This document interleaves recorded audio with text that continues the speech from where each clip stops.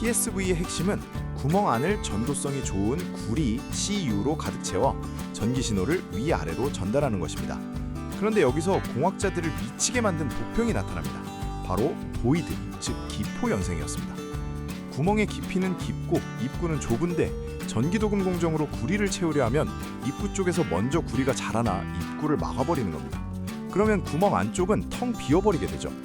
겉으로 보기엔 멀쩡해 보이지만 실제로는 신호가 끊기거나 열이 발생하면 칩이 터져버리는 시한폭탄이 되는 겁니다.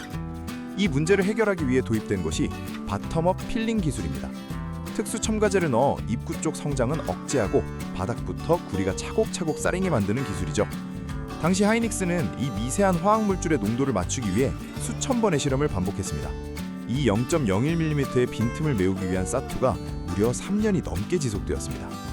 이 과정에서 벌어진 웨이퍼 비용만 해도 당시 하이닉스 영업이익의 상당 부분을 차지했을 정도로 그야말로 돈을 태워 만드는 기술이었습니다.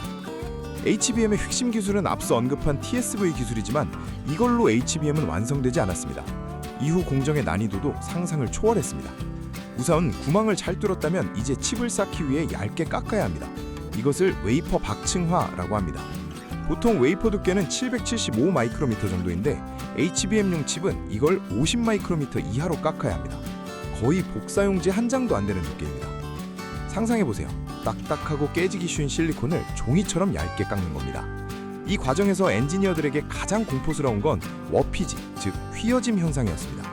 실리콘이 너무 얇게 깎아놓으니 스스로의 무게나 미세한 열 팽창 차이에도 휘어짐이 발생했습니다. 저희가 오징어 구워 먹을 때 보는 그 현상이죠. 칩이 휘면 TSV 구멍이 어긋나서 위아래 칩을 연결할 수가 없게 됩니다.